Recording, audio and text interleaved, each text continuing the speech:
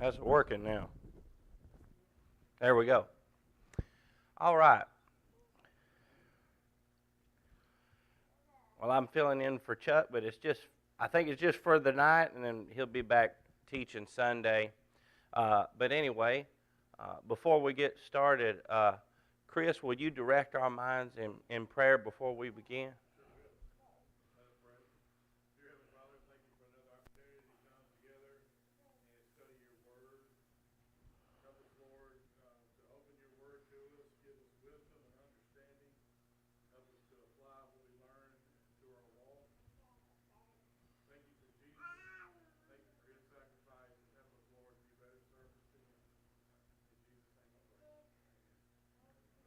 All right. So we've been talking about friends. And last Sunday we talked about, really what we talked about Sunday was some qualities of friends. What friends can do for you. How having a friend benefits in your life. They'll love you at all times. They'll stick closer than a brother. Sometimes in hard times when family is not there, a friend will be there. They rejoice the heart, they support you in trouble, and they sharpen the countenance. They help you in your walk in life. They help you to be better. We'll talk about that one in particular and a few others here in a little bit. They'll rebuke you when needed. They'll show pity, compassion, empathy. They'll support you during adversity. And they'll rejoice with you and lay down their life for you. There's a particular quote in the book, and Chuck, I don't know if you read it Sunday. Maybe I just wasn't listening, but this quote here is in the book.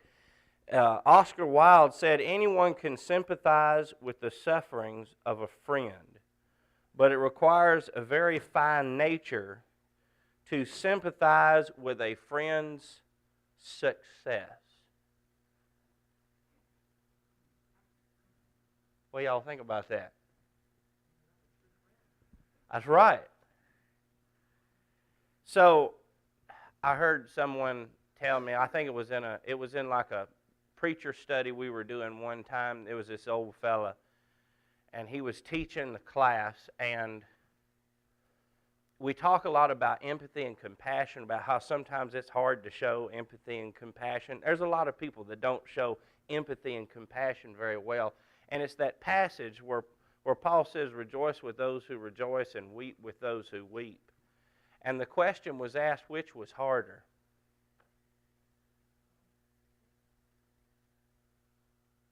Think about it. I mean, any of us can kind of halfway get down and when somebody's hurting and kind of feel their hurt with them. But to really rejoice with someone who's rejoicing, especially, here's the kicker, if they've succeeded in some way you haven't,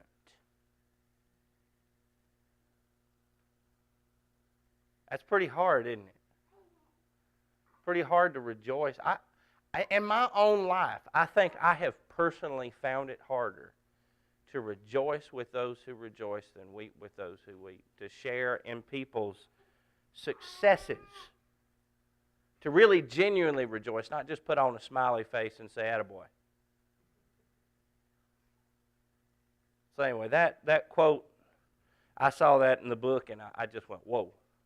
That was kind of made for me, that quote there. So anyway, so I want to ask a question tonight and talk about it a little bit before we get into the questions. I aim to get into the questions and not too long. There were some good questions, I thought, at the end of this lesson, so I do want to get to them. But there's one question that I feel like the book was like dancing around it, but it never completely asked the question. And that's a pretty basic question. I feel like we talked a lot about what a friend does, like the qualities of a friend. What does a friend do for you and so forth? But like I feel like we dance around it. What is a friend? When we call someone our friend, definitionally in like a sentence, what do we mean by that? And I think we need to answer this question because a lot of people today, their friend is someone, they're on Facebook with them, and they've clicked a little button and confirmed that friend request, and now we're friends. And so the word friend has kind of like been diluted, very shallow word. And like literally almost anyone can be your friend in that sense. But y'all put on your thinking caps for just a minute. I want to hear from you. If you were going to define, if you give a definition for a friend in one sentence, what would that be?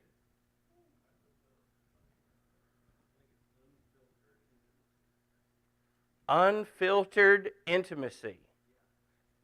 Elaborate on that.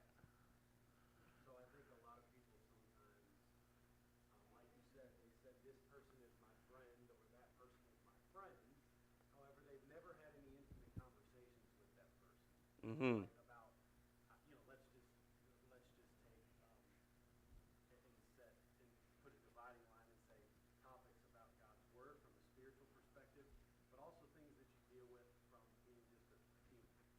Mm-hmm. Yeah.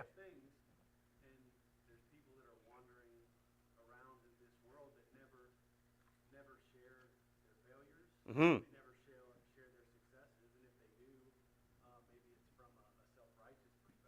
Mm.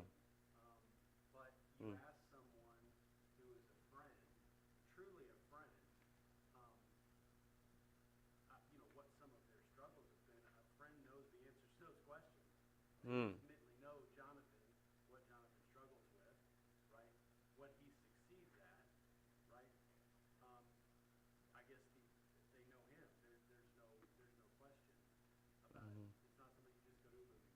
Right.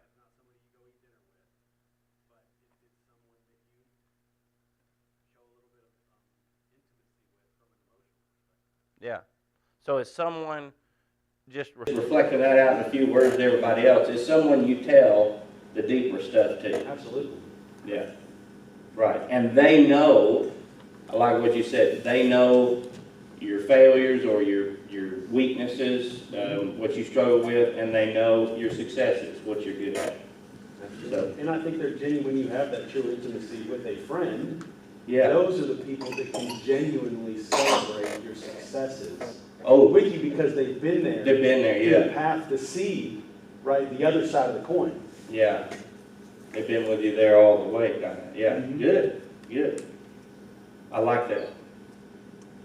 Someone who knows you more than just the surface level of. Right. Someone who knows you more than just the surface level. What we just put forth for everybody. That's good. Those are more acquaintances. Just someone you've heard of. Right. Yeah. Acquaintances. Yeah. Appreciate your hand up. I just think a friend is kind of like the second commandment as far as what the Lord says, love your neighbor as yourself. So therefore, a friend has your best interest at heart at all times. Yeah. And no matter what, is there through thick and thin, and not just for the good times. Mm-hmm. Yeah. The prodigal son had lots of friends. Yeah, the prodigal son had lots of friends. But I think you had that on your slide. You had that on one of your slides. The prodigal son. And I don't know if we got to talk about the prodigal son or not, but the prodigal son had friends, he had people he hung out with, you might say. And he had a lot of money at the beginning. And what does the proverb says about money? The rich have many friends, quote unquote. Yeah. So someone who'll be there for you in the hard times. So loyalty, there for you in the thick and thin, good times and bad. Think about David and Jonathan, that like goes on there, but the term that it uses for them is the soul of Jonathan was knit to the soul of David. Mm-hmm. That's, That's friendship. and it says Jonathan loved him as his own soul. I also think Mm-hmm. about Jesus, how he had certain people that he was closer to than others. Yes, they were all his, he said, I called you my friends. Mm-hmm. But I also think about the relationship he had with John and Mary and Martha. They use that terminology, it's God who loved them. Mm-hmm. Well, we know he loved them all, Yeah. but I think he had that closer bond with, physically, Yeah. with certain people. Even Jesus went through that as a human being. Yeah, so you might say that with Sanders' comment, there's acquaintances, and then there's friends. Yeah. I heard somebody put it this way: we have little circles in our life, boundaries, whatever you want to call them, and we've got an inner circle. And the people that we allow, and the whole point of the message was that who we allow in our inner circle is going to affect who we are the most. So, yeah. So you get to grow like your parents. Now, I have a question. Yeah. There's different Greek words for love. Is there different Greek words for friends? Well, that's an interesting question because C.S. Lewis actually wrote a book on the four loves. He took the four Greek words apart and he, dissected them and talked about them. And when he talked about phileo, he called that friendship.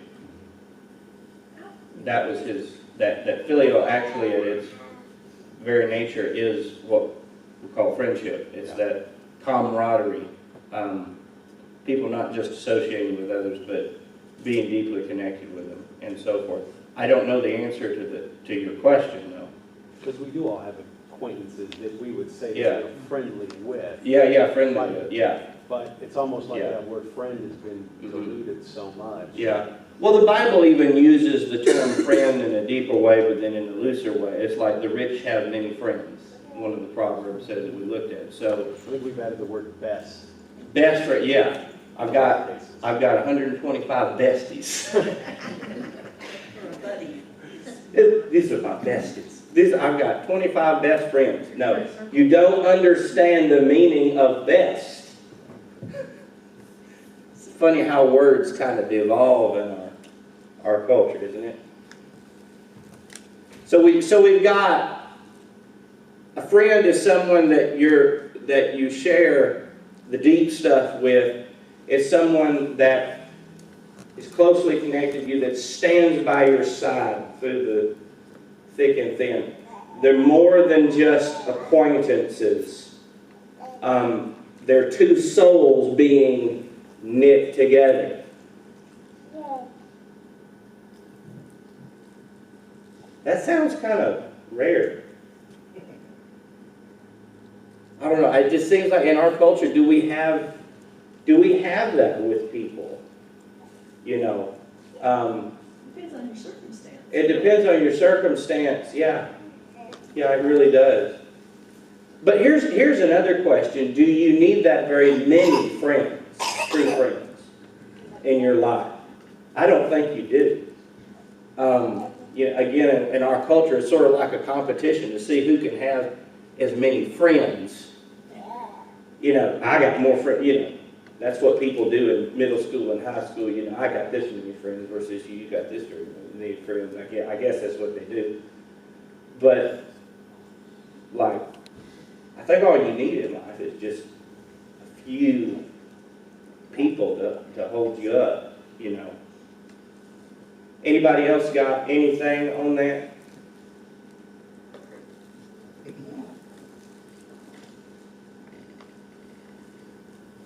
So I have something to add to that. That it kind of goes along with some of the stuff we've been saying. But I think if I was going to give a definition of a friend, I would say it is someone who is walking the same path you are. Or a similar path that you are. Meaning, I don't think you really can have a good friendship with someone that you don't have any commonalities with. that a friend is someone that walks beside you, and some of these other things that we share intimate stuff with them because we trust them. And why do we trust them? Because we know their character. Because we know they're wanting to help us get to the same place. What are some of the proverbs that we talked about? What does a friend do for you to help you be better? What do they do for you? Rebuke you. They rebuke you. What else? We've already said it. They'll cheer you on. Well, it's to edify you. They gotta build. Edify you, build you up. Right. Defend you. Loyalty. I think all of these things they just assume that this is a person who's walking the same direction you are. Because I don't think a person can really do those things for you. Rebuke you. Like, let's say you got a person that rebukes you for doing what is right. That's not a helpful friend, is it? What about a person that pats you on the back for doing something that's wrong? Is that going to help you any? No. Turn over to 2 Corinthians chapter 6 for just a moment. 2 Corinthians chapter 6. There's a principle here, and we've kind of already we've hit on it. But he says in verse 14, 2 Corinthians 6 verse 14. This is just kind of explaining the principles that I'm talking about. Do not be unequally yoked together with unbelievers, for what fellowship has righteousness with lawlessness? And what communion has light with darkness? And what accord has Christ with Belial? Or what part has a believer with an unbeliever? What agreement has the temple of God with idols? For you are the temple of the living God, as God has said. So basically what Paul is saying is, if someone is walking the exact opposite path that you are, what commonality do you have with them? What association could you have with them? So I think when we look at friendships, true friendships, there has to be some commonality. If it's not an exact commonality, there has to be something there that both agree on and we're moving toward, where both people can hold each other accountable. And when the proverb talks about sharpening the countenance of the other, Nancy had a really good comment last Sunday about, in her work, she has people there who want to see you succeed. Well, they share a commonality there at her work. They're all employed there, and they're trying to make money for that business. They're trying to promote that business and make that business grow, and that's the commonality they share. So there's that direction that they're both headed in, that they both rally beside each other, and they say, okay, do this better so that we can succeed more in going this direction. So I think that's such a key to friendship. It's a far cry from, well, this is just someone I hang out with. You hang out with whoever, and they can influence you in the wrong way. So, I think, and not to say that we can't use the friend loosely to describe having bad friends. I think there is such a thing as, having the wrong friends. But that's not the same sense in the way that we've been talking about. True friendship. People that are there to help you and share the stuff with you and all of that. Help you along the way in the direction that you're going. So, yeah. Anybody else got anything to add to all that?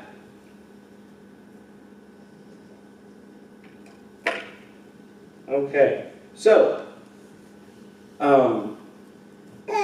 was going to mention, I was going to mention Jonathan and David here, but my sister already commented on that. Very good, I think. Brought out basically the main thing. The thing that I wanted to point out, though, with Jonathan and David, I think one of the reasons why they were knit together so much is because they were both, like I said, they were both walking the same direction. They were both on the same page. They were both like headed towards the same. I mean, even to the point that Jonathan was like on board with David being the next king. His father was totally against that, as we know. But Jonathan was like so on board with the same direction with David that he was rooting for David to be the next king. And they both loved the Lord. I mean, that's obvious with David. But it's also obvious with Jonathan. If you really read about Jonathan, him and one of his armor bearers went out one time and he said, look, let's go up and attack the Philistines. Who knows, the Lord might save us, because he's not restrained from saving by many or by few. With the Lord, numbers don't matter. So we know Jonathan had great faith in God, and so did David. And I think that is what really, really knit their souls together, in my opinion. So, and they spent time together. One of the things that Chuck had up there. So, very good. All right. Let's see. Let's go ahead and get into the questions in the book. There were some good questions in here, so let's just go through them. And some of these things, one of the things I liked about this particular set of questions is that not all of them were like rote answers from the book. They were like, what do you think? So they were thought-provoking questions, and I liked them. So, number one, when might a friend love you, but others do not? At all times. They love you at all times? All right. What's a circumstance, though? What's some specific circumstances where a friend might come along and love you, but others don't? When you've messed up, when you've made a mistake. Was that Proverbs 17:17? What's Proverbs 17:17 say?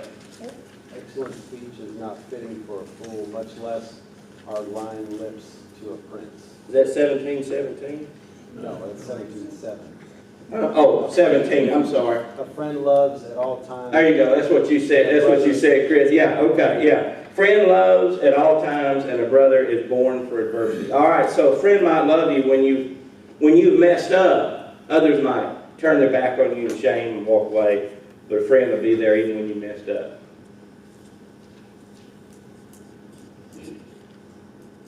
Even when you've succeeded, a friend would be happy for you. Oh yeah, there you go. Might be jealous and envious and might hate you for it. Yeah, yeah. I like it. So there's the other side of that coin.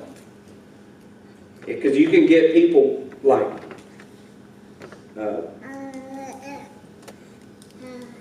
you can get people to walk away from you for two reasons, that's both sides of the coin. So yeah. Hey, Jonathan. Yeah. A friend will love you when you're not lovable. When you're not lovable. There you go. I like that. I like that. And that's what we're taught to do, right, in that second commandment. Kind of go to, I think you mentioned that, the second commandment.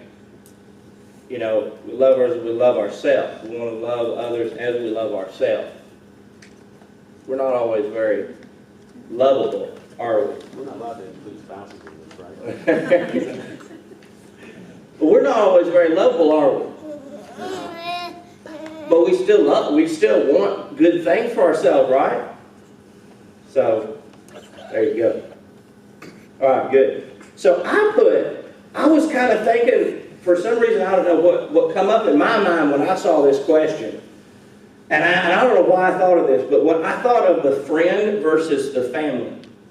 Like even your family's not like there, but your friends are. And I'm thinking about like family troubles, where there's like a split in the family, and there's this one side, and then there's this other side, and there's this he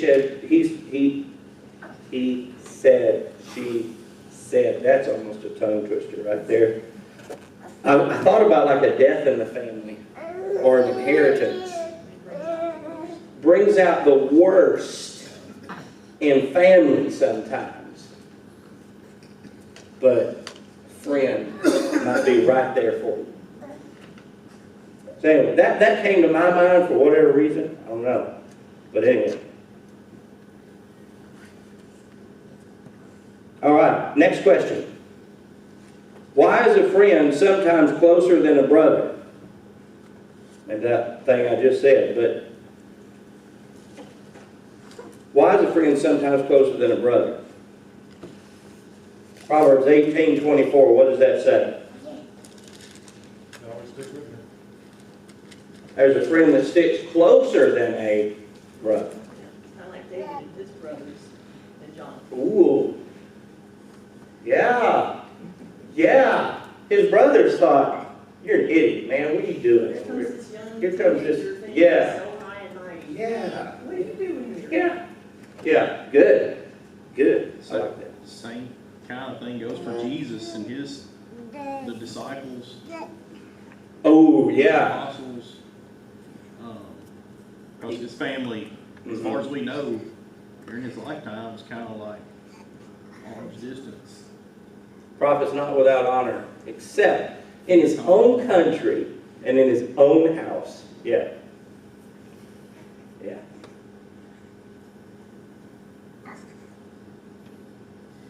Anything else on that? I guess that goes back to what you said about the commonality, because Yes. you can have commonality with the type of friend we're talking about. Yeah. And not have that same commonality with people who don't. That's exactly right. Commonality. You might not have anything in common with your family except the fact that you're related to them because of the direction you walk. Some of you in here may come from a family that was walking in the exact opposite direction. Or you know of a situation like that, you know. But when that happens, your friends become your family. Yeah. How do friends rejoice the heart? By lifting the spirit. By lifting the spirit. So it goes back to edification. Hearted counsel, I think, is what my version said. What advantage are friends during adversity? Support you and hold you up. They support you and hold you up. Somebody read Ecclesiastes 4:9-12. Two are better than one because they have a good return for their labor. For if either of them falls, the one will lift up his companion. But woe to the one who falls when there is not another to lift him up. Furthermore, if two lie down together, they keep warm. But how can one be warm alone? And if one can overpower him who is alone, two can resist him.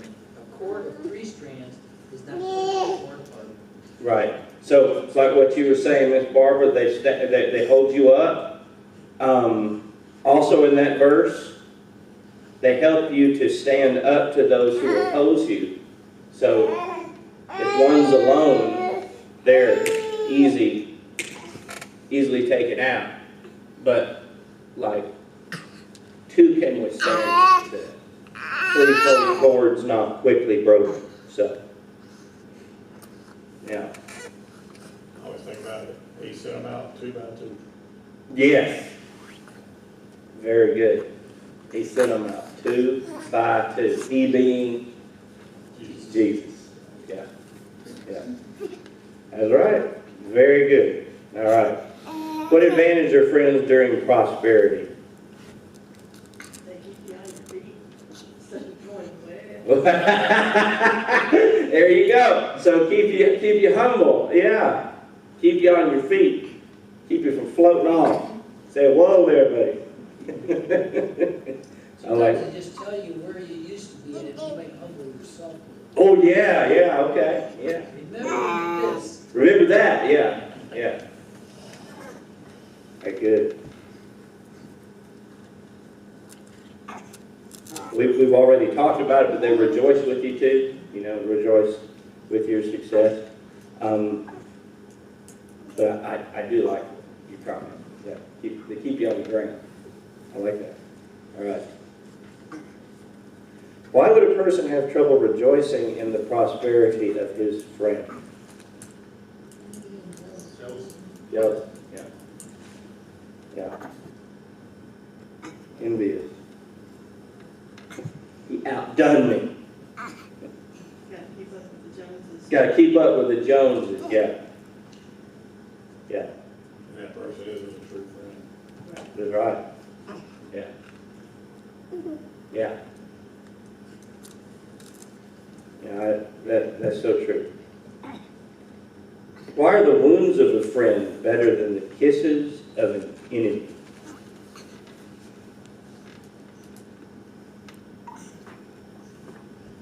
True. Those are true. Yeah. Yeah. So they're true. Kisses of an enemy, that's a falsehood. Yeah. Mm. For both persons. Yeah. If you really love someone. You know, the most likely. Yeah. Yeah. It actually makes you better. Whereas the kisses of an enemy are just gonna hurt. Yeah, flattery. Yeah. Flattery will get you nowhere. Well, there's more than one truth. It won't get the flatterer anywhere, and it won't get the one being flattered anywhere good. Anyway. All right. Why is pity from a friend so comforting? I said because it is genuine. Because it is genuine. If it's the true definition of a friend, like what we talked about at the beginning of class, Yeah. you know it will be genuine. Yeah. Because you know them, they know you, and I mean, it doesn't get much, it doesn't get any more raw than that. Yeah.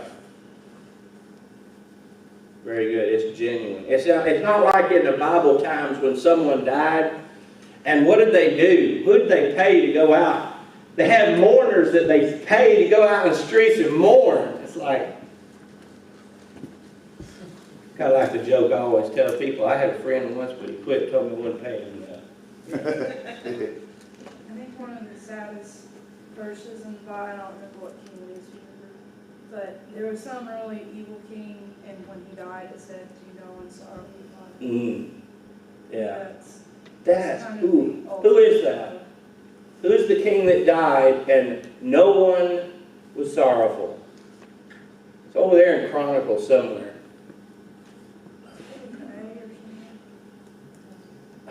Starts with J, doesn't it? One of them J, it's one of them J men. Oh, yeah, with J, yeah. Yeah, we got watch, yeah. There you go. All right. I just put it's good to know that someone cares. Good to know that someone. Was it the one that was 3 months, Joanne? It may have been. Is it Israel? How about her name is Jake? I don't think it was Jehu. Jehoram. Was it Jehoram? It was one of the J men.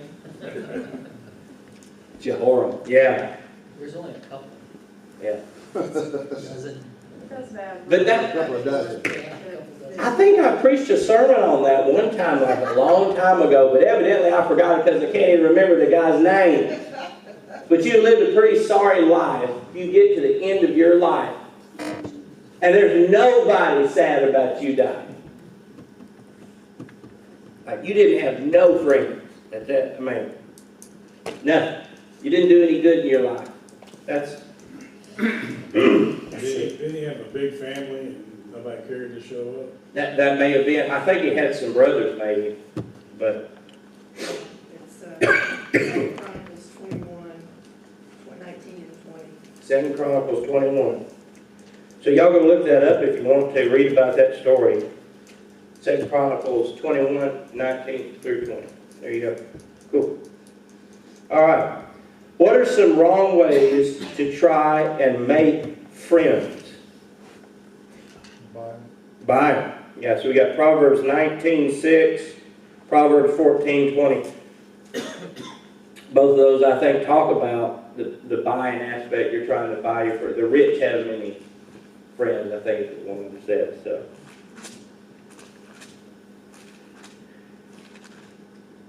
All right.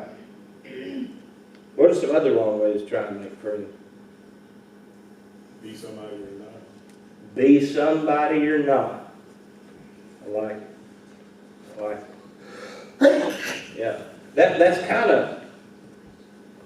of goes back to what I was talking about, like friends are two people that are walking the same direction. There's some people that want to act like, you know, I'm not really walking this direction, but then that's how they end up changing. They end up getting with the wrong people, trying to be, you know, maybe giving up who they are, and then they end up becoming the wrong type of person. So, yeah, being someone you're not.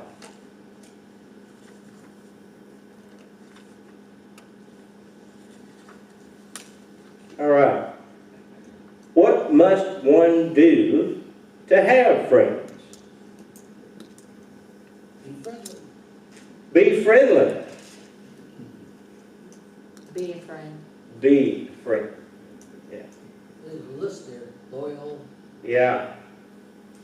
Mm-hmm. Be a listener. Yeah. Be able to listen and not just talk all the time. Be able to listen and not talk all the time. That is what Joe's friend should have done, is just, they Yeah. showed up, that was great. Mhm. They started talking, Yeah. and that's when they Yeah. decided to stop. Yeah, did you know that Job's friends, when they first came to him, sat on the ground for an entire week with him? And didn't say anything. Didn't say anything. I don't know about you, but that's impressive. We give the friends a bad rap, and of course we should, because they gave him a hard time the rest of the whole book.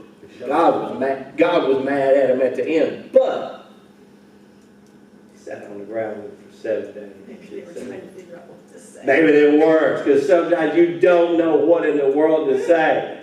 And they showed up. They showed up. Yeah. Yeah, they came. And I mean, look, they came from distance. Like it wasn't like they just lived next door. Right. So, anyway. Like sometimes as a person and you're struggling, you just want someone to talk to you. You don't want them to necessarily come in and solve all your problems. Yes. You just want the pity, like you're not. Yeah. Hey, I'm here, I know you're going through a hard time, that type of thing. Not, oh, here's why you're suffering. Guess what, Joe? You did this. Every man, though, wants to do what? Try to fix things. Try to fix it, yeah. We have a hard time with that. Don't we, men? I have a hard time with that. I mean, we're solution driven, you know.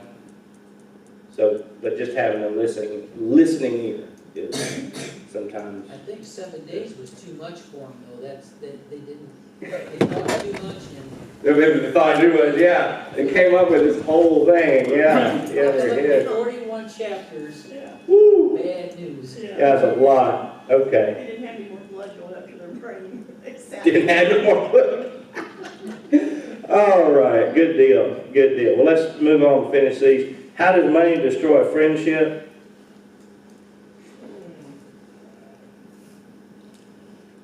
What does Proverbs 6 verse 1 say?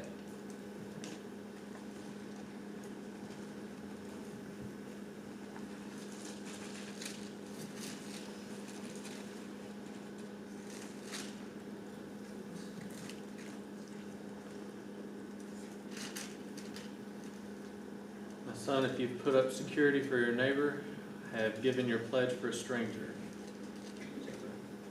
Yeah.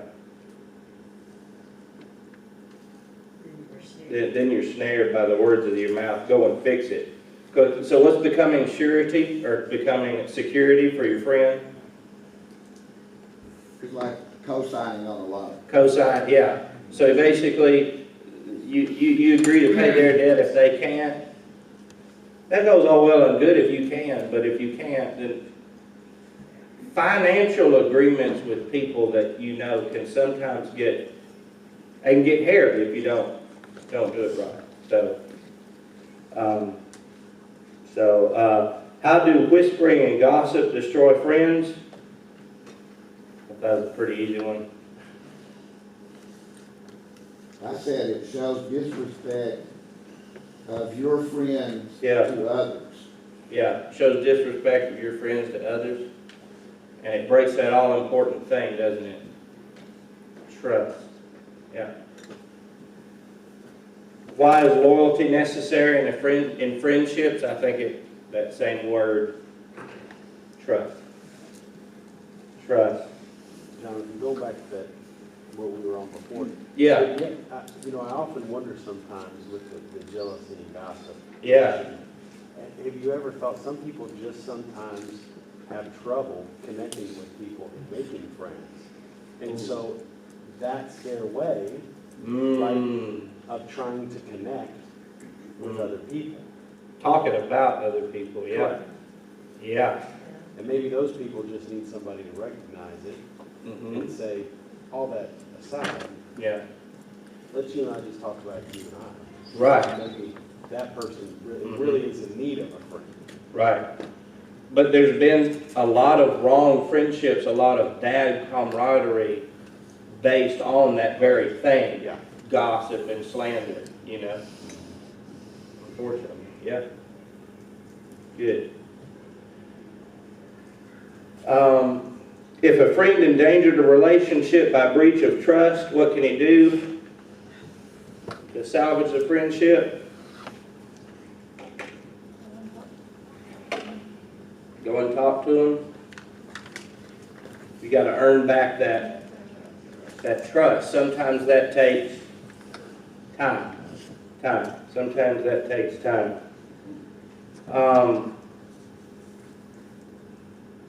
What impact does neglect have on a friendship?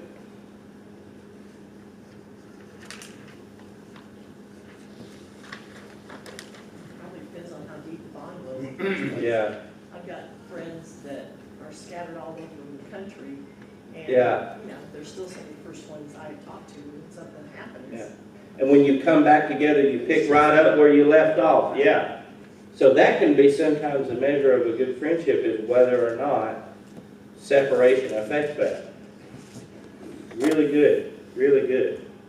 What aspects of the friendship of Jonathan and David appeal to you?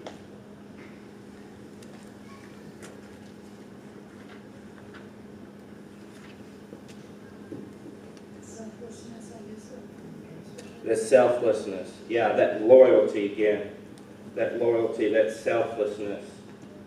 Both of them were 100% willing to stick their neck out for each other. Yeah. And like the story where Jonathan tells him to come to the feast, and if his Yeah. father starts to do something, then he would tell David or whatever. I mean, how many people would stick their neck out? Right, right. And Jonathan even had a spear cast at him. So anyway, we'll go ahead and stop there. But thank y'all so much for your comments and our discussion tonight. I enjoyed it very much. I got a lot from it. I hope you did too. So appreciate it.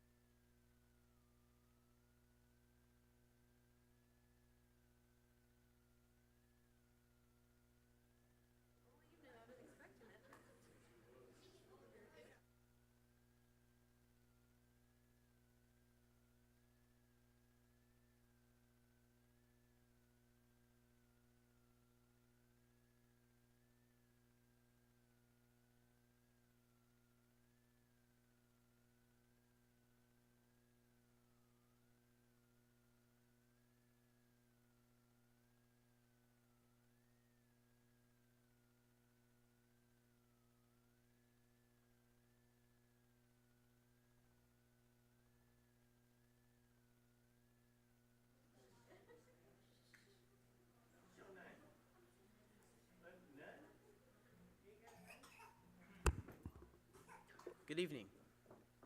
On bended knee I come. On bended knee I come, with a humble heart I come, bowing down before your holy throne, lifting holy hands to you, as I pledge my love anew. I worship you in spirit, I worship you in truth.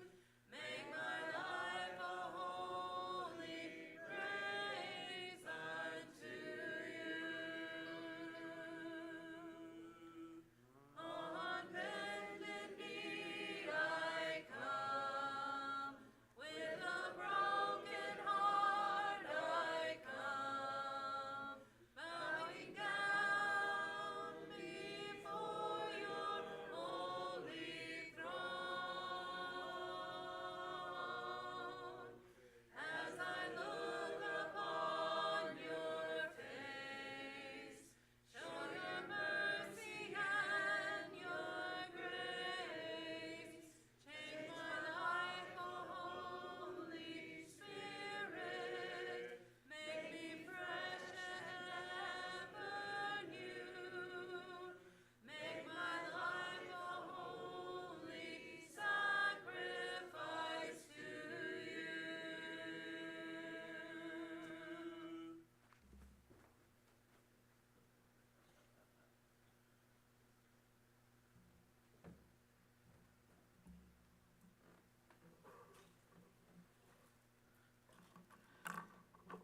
So if you come to our house, you might find something missing in our house, because apparently none of us ever use it. We were looking for it today, and apparently we use something different. But Elijah today wanted to actually have his hair look nice, which is, I know, a shock, because he normally has his hair out to everywhere.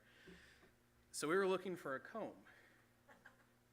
And apparently we don't keep combs at our house. We use brushes. But he was looking for a comb. So me being the miserly dad, I was like, well, we could buy a comb. And then you go on Walmart.com and like, I'm not paying $7 for a comb. I'm not paying $1 for a comb. And so what we decided to do was print a comb.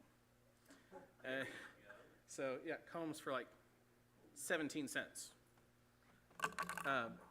And it printed in like 37 minutes. It was kind of cool, and it worked for him. So don't use this one, by the way. He used it. But printing a comb, it was something easy that we could do because, well, Elijah, Samaya, Sarah, and I, we've printed stuff before. Eliana's printed stuff before on our 3D printer, and so we have some experience. We've gone through and printed different things, and sometimes those things don't turn out. In fact, I have a few of those things here that didn't turn out well. And the funny thing is, when we look at these failed prints, we don't feel any shame about them. We look at it as part of the process, part of the growing, part of the learning. And, you know, some of these prints fail in really spectacular ways. They get knocked over. You get the spaghetti monster. It's a learning experience.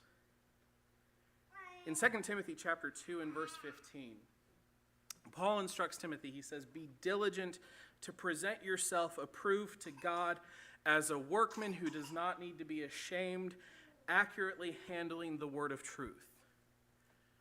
Paul instructs Timothy to be diligent, to apply himself on a regular and consistent basis to work with the word of God. to become a master craftsman with the Word of God. See, the thing about working with stuff, even for great artisans, is that sometimes you mess up. Sometimes you make mistakes. If you come down to my office, I've got a laser engraver, and I've got sitting on a shelf a bunch of stuff that just did not turn out right. And I hang on to it because, well, they're still useful. They're paperweights sometimes. But I don't feel shame at any of it because it was a learning opportunity. It was proof of working with stuff, doing something. Our lives as Christians, as we work through the Word of God, guess what? We're going to make mistakes. We're going to stumble. It's going to be difficult. And that's okay.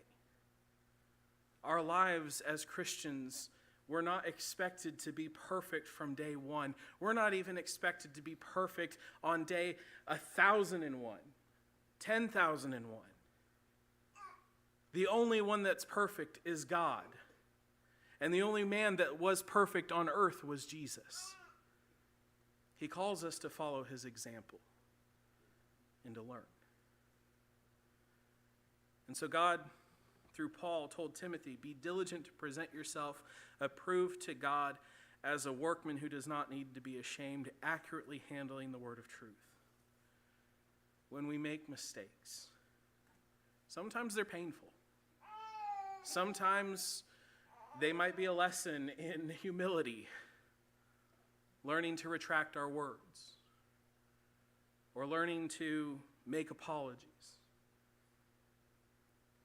But every experience we have should be a learning experience. So that when we get to stand before God on the day of judgment, we can show the proof of our work. And it may not be perfect, but we can have confidence knowing that we spent every day in service to God. And we can show him our work. And the amazing thing about the grace of God is that he can incorporate it. He can use it. Amen. My encouragement for you this evening is that while life might be hard and while you might make mistakes, while you might sin, while you might stumble badly and do the wrong thing, if you repent of it, if you turn to God, and if you try to learn and grow from it, you can still stand before God without shame. Because he loves you, and you are trying to be diligent to serve him. If you're here tonight, and you've been struggling with sin, maybe there's something in your life that you haven't quite learned from, that you haven't gotten over, and you need help. Maybe there's some sin in your life you haven't repented of, and you want to take advantage of the opportunity here and now. We can help you. Or if you haven't even put Christ on the waters of baptism and you realize that today is the day that you want to start serving God, we can help you if you'll come forward while we stand and while we sing.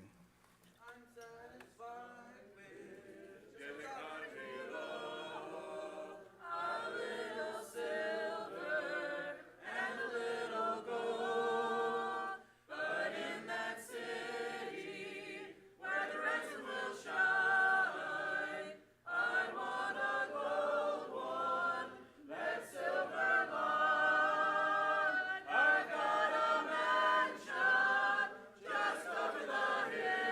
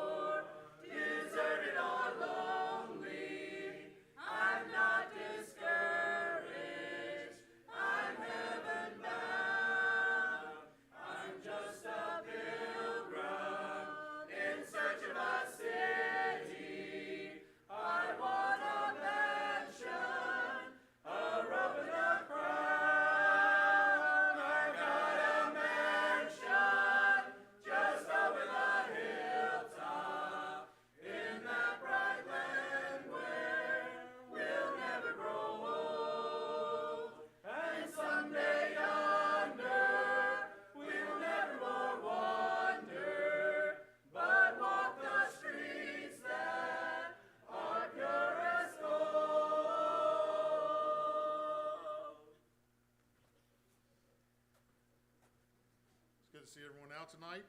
Thank you so much for being here. Thanks to Chris for those words. I appreciate it very much. Except, kind of showed my age there and my lack of knowledge of technology. You printed a comb up. I guess that's why I'm paying the $7 for a comb. I've got to see that comb before we leave.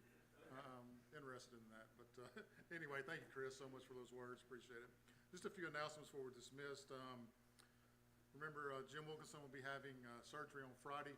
We want to remember Jim in our prayers. Hope things go well with that. Talked to Sister Faith Spence today, and Brother Thomas is not doing very good. He's having some heart issues. And at this time, it's going to be a little time before he can get to see his cardiologist. So they're trying to decide what they want to do next. So might check in on them. I know, talked to David Barber.